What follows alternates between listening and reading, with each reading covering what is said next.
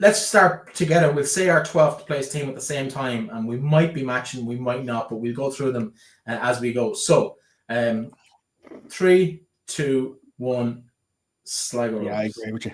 You didn't say it though. You let me hang out there. I think Sligo will struggle. Go on.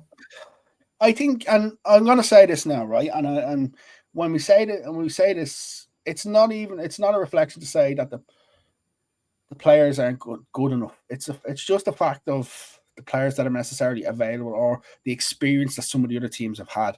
And that's why when we talk about this, why I've ranked certain teams higher than others, because of the players they have in terms of experience and how much. Like, I really like a lot of these Sligo players.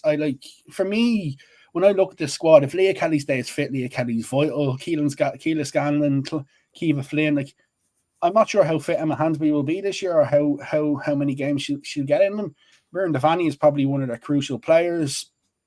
Like, there's very good players in this Sligo Rovers team.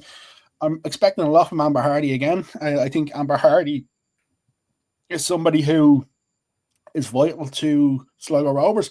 And like, for the people listening, you have to remember, like, look at the way they finished last season off the back of a run of very, very poor results.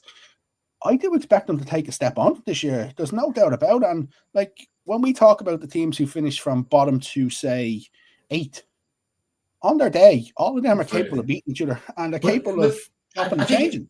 I agree with you on that, but I also think that, like, you look at some of the results that Sligo had last year, they're capable of taking points off Shells or Shamrock Rovers or Pima. Like, any team can beat anybody in this division. I mirror what you're saying in terms of the quality and the squad depth is probably just not quite there for Sligo at the moment. I think the Tommy Hewitt experiment last year didn't work.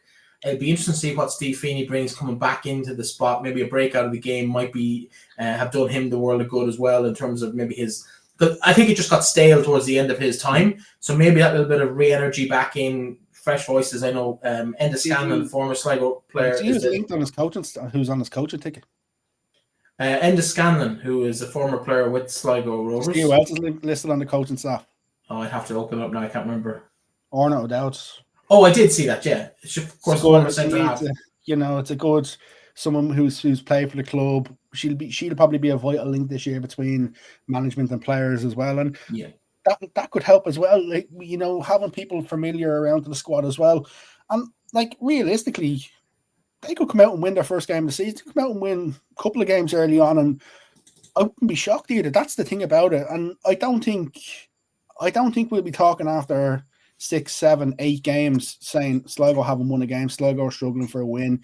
Because realistically, I think there's a chance of them picking up results early on in the season, and sort of like, I wouldn't be surprised if they win one of their first 3 games.